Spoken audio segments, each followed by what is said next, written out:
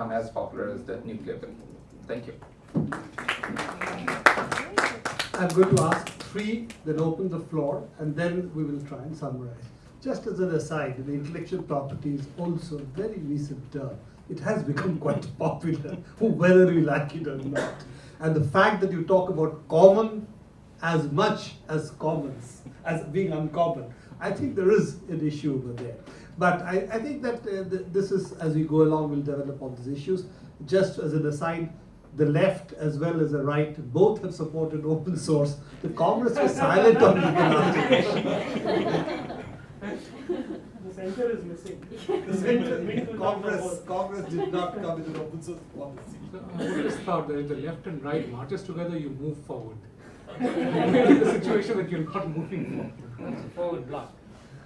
So I'll basically focus on, what was that, sorry? Forward block. Forward block. How could Congress ever imagine it will be a forward block? That sounds like an oxymoron. Forward block. Yes. That's what he meant. That's what he meant. IPR block. So I'll just focus on what Venki had put in over here, which is how can policy frameworks be altered to suit the new realities and what policies does India need. And I would kind of endorse quite a bit of what Pradeep was saying, completely agree with that, because there are many battles being fought in this war, and they're fought in different places. They're fought in courtrooms, they're fought in the realistic sphere that Eben operates in, they're fought in the corridors of power, in various rooms and so on and so forth. And getting the right language in is extremely important. And these are some of the issues that we have been looking at for quite some time. If we just come back to why businesses, and I'm talking about, when I say business, I mean small businesses, try to go for patents. Some of the refrain that I keep getting from the startups in ID Tele, for example, and many other startups and small companies is, can you please get me in touch with a good lawyer? I want to patent something, I want to put my trademark, protect my trademark, not just copyrights and patents, but even trademarks. And to that extent, I completely resonate with what Eben was saying. Good lawyers are important. And that's important because we've got a bad system in place. If I draw the analogy way back in 50s, you can write a good program. If you were a good programmer, the machines were quite esoteric, right? You cut back to 2010, my nephew who's like 6-7 years old can still write a program. He can build some kind of a program. He's not a good programmer, but he can build something because the machines have improved. In a similar analogy, if you can make our system better, if you can make our IPR system better, I'm so glad that Regis Stallman is not around because he wouldn't let us use the word IPR. We can talk a bit more freely. So we can, therefore, if we can work towards making the patent system and the IPR system much more amenable to these small businesses, that'll be extremely useful. But why exactly do they want patents? Why does a startup in IDTL want patents? Can they think in their wildest dreams to go ahead and defend a patent suit from a Microsoft or an IBM or a Samsung or Philips or whoever? No way. For them, in most cases, it's more of a marketing ploy.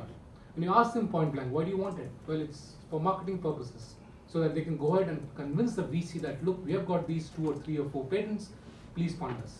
And if that's the case, then why can't we have the petty patent regime? Or as James was trying to build up the utility patent regime in India, I think that's something that's needed from a policy perspective. Also, what we have been doing from the academic hat that I wear is build something called Innovation Commons, which is now under Knowledge Commons.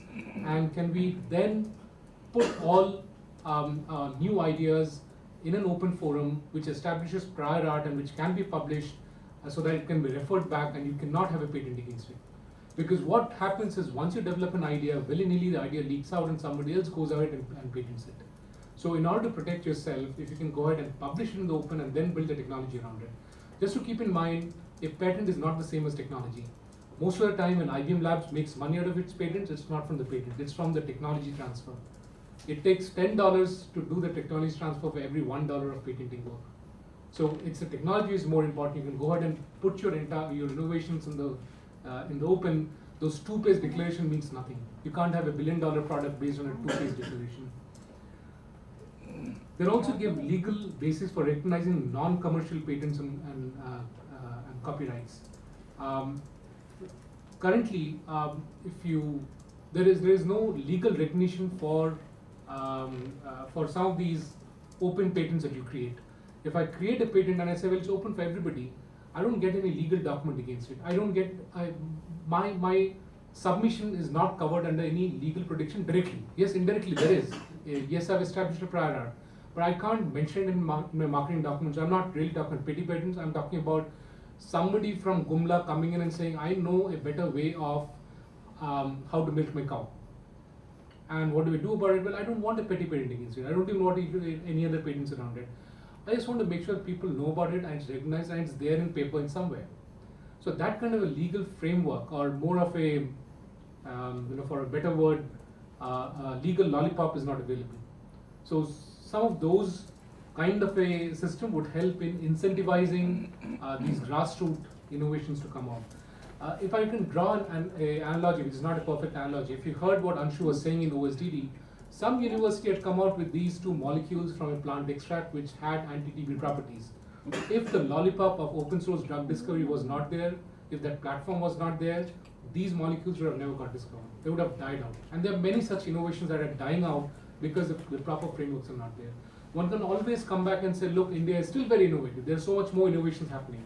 But that's not the right benchmark. They're happening despite of all the blockages we are putting, despite the forward blocks that are there. Right? We need to make sure that we open up all these blockages so that there are far more innovations that happen. And coming to a last point, in terms of the view from small companies, is the issue of community-owned patents. There is no concept of a community-owned patent. The person in Gumla would not figure out a better way of milking the cow without the community being around them.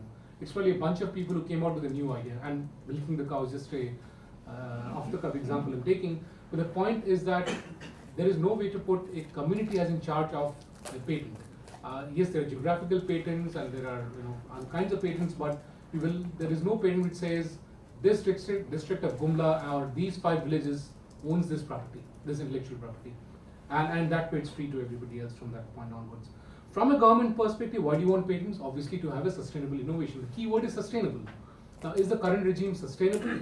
In all the discussions we had since morning, it just seems that we are shackling each other up so much that the only people who can probably innovate without getting sued is the large companies. And which brings me to the to not so good analogy of the wells that we had, which is the commons that India had, the wells, and that's taking the Indian example, Pradeep. So what kind of wells did we have? The wells were casteist wells. People of only a certain caste and above could go ahead and drink water from that well. That's what's happening in the knowledge world. Only people who got enough patents are permissible to come and use existing patents. If I come in and say, well, I have this patent and I want to use it, well, I can't use it without using other people's patents. My technology can't stand on its own. And if I want to use other people's patents, I'll get sued left, right, and center unless I submit my patent into the well. So you have to have certain size to be able to operate in that regime that we're walking into. So you must be having enough patents on your own so that the Samsungs and the Sonys and the IBMs and Microsofts can't sue you, and the other way around. You can't sue them because they've got enough patents in. And so only these are the small club of boys who can, or girls, or whoever can, use this patent. So that's the caste well system that we seem to be creating. Also, what I feel it's important to have government funding for such kind of innovations. That doesn't exist at all. Government providing the ecosystem. As I said, yes, you can come out with examples of how without any support innovation is coming out, but if ecosystems are provided, like OSDT as an excellent example, much more innovation will come out. And the whole culture of invent once and harvest forever should go out. One of the examples I keep taking is just because Edmund Hillary went up the hill, it doesn't give him the authority to set up a checkpost every 1 kilometer and say, I will now collect a tax. Because I was the first one to go up the hill. That's what's happening in terms of technology. Somebody who's out there, who has got the advantage, who is a couple of years ahead of you in terms of technology, will always keep putting in these forward blocks.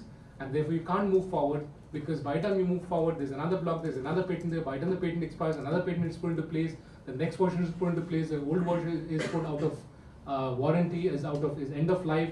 So you have to adopt the next generation of technologies. And therefore you always are faced with this kind of a, if I can say, discrimination.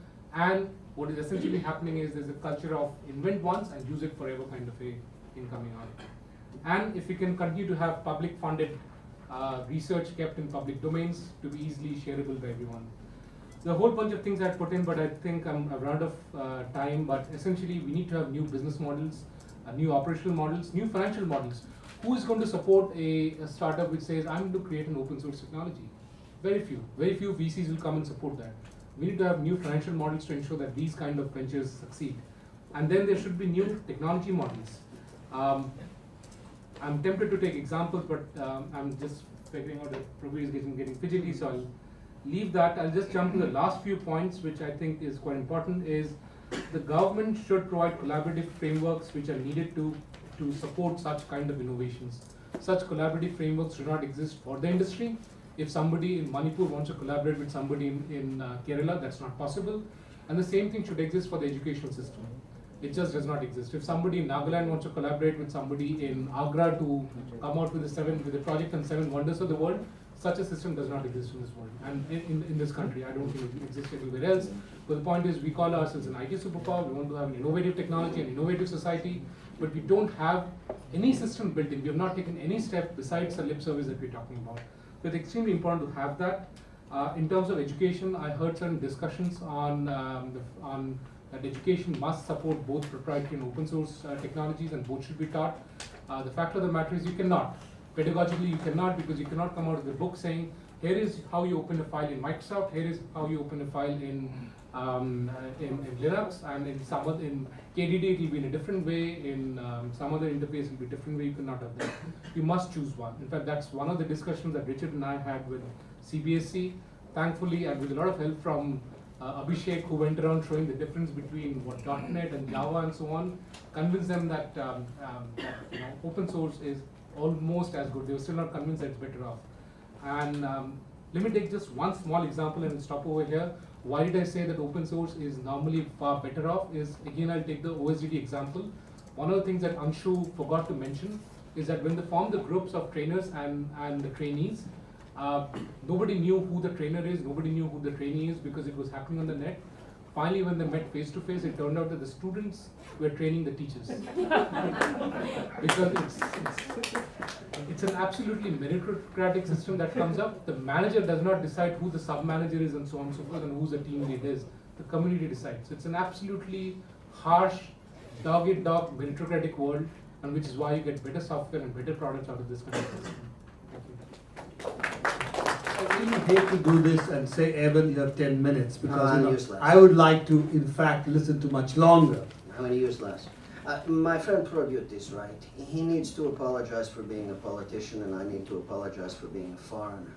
The thing is that from now on, Mishi will be sitting here, but Pradyut will still be a politician. So here's the thing. I do come every once in a while to Eternal India to gain ancient wisdom. Folks like me, and it's true. I get it when I come here.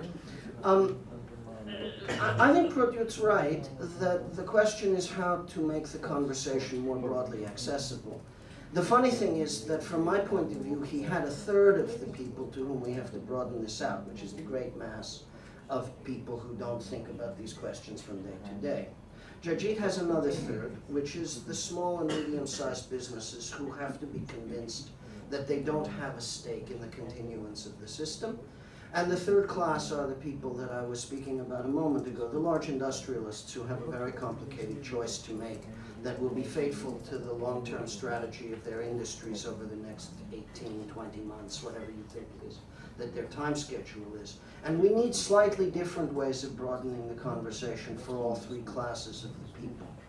I also thought that Pradyut was right, that the fundamental of the global patent system at the moment is that it's about power and sovereignty, and that nationalism is a deeply important part of whatever is the theme that reaches the broad mass of people.